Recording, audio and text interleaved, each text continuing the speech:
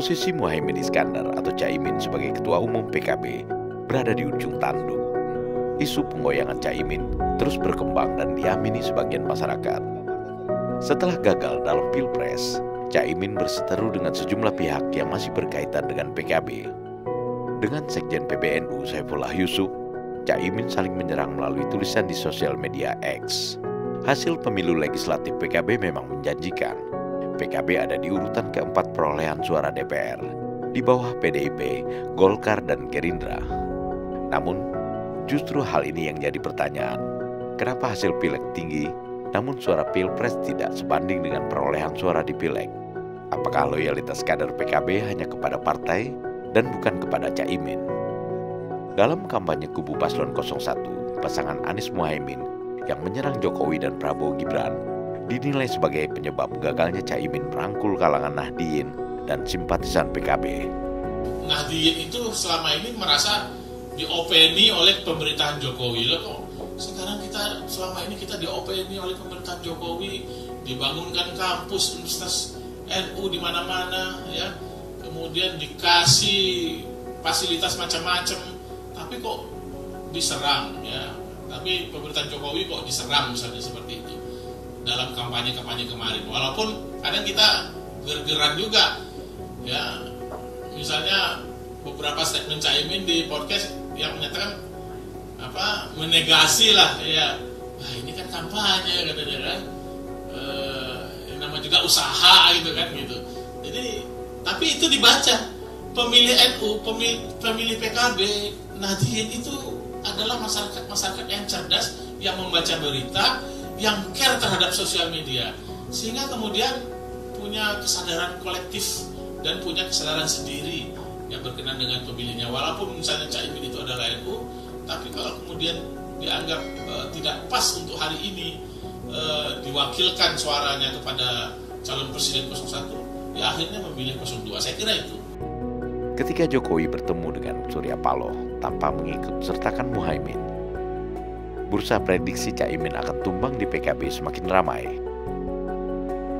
Surya Paloh dan Muhaimin adalah ketua partai yang mendukung Paslon 01. Isyarat politik akibat pertemuan itu sangat jelas.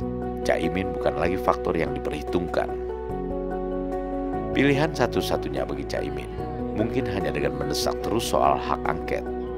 Boleh jadi, memainkan isu hak angket merupakan salah satu peluang menaikkan daya tawar politiknya.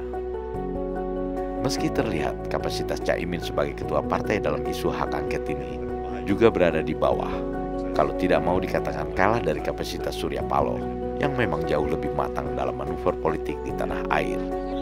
Inilah yang dibaca oleh ex-sekjen PKB Lukman Edi. Saya sebagai senior PKB merasa terpanggil untuk memberikan penjelasan dan untuk memberikan peringatan kepada junior-senior saya yang ada di fraksi PKB, ya, bahwa pikirkan secara mendalam implikasinya. Paling tidak dari aspek ideologis seperti yang disampaikan oleh Pak Soleh tadi, itu juga harus diperhatikan. Nggak pernah namanya PKB itu berada dalam posisi yang oposan. Nggak pernah dalam perjalanan NU, politik NU itu yang kemudian kontraproduktif menyerang penyelenggara pemilu, itu nggak pernah, ya. Apalagi hari ini PKB sepertinya menikmati itu karena pilegnya terjadi peningkatan yang signifikan. Bagaimana cara membedakan jenis kelamin antara pilpres dan pileg dalam keserentakan, kemudian menuduh kecurangan?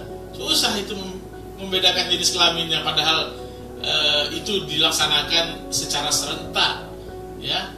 Kita sebagai pemilih masuk dalam kotak pemilih dalam waktu yang bersamaan mencoblosnya, ya. Nah, jadi peringatan dan saran saya kepada teman-teman fraksi itu, ya, saya kira jangan direspon lah, ya, inisiatif-inisiatif mudah-mudahan dengan rilis hari ini, dengan saran-saran yang saya berikan secara terbuka hari ini, memberikan kesadaran penuh lah bagi teman-teman fraksi PKB di DPR untuk kemudian secara ideologisnya tidak masuk, secara praktis juga sebuah pekerjaan yang sia-sia. Ya, kalaupun ada ketidakpuasan terhadap penyelenggara pemilu hari ini, tunda dulu ketidakpuasan itu nanti setelah pemilu ini selesai semua tahapan-tahapannya. Prabowo Gibran, Man of Our Time.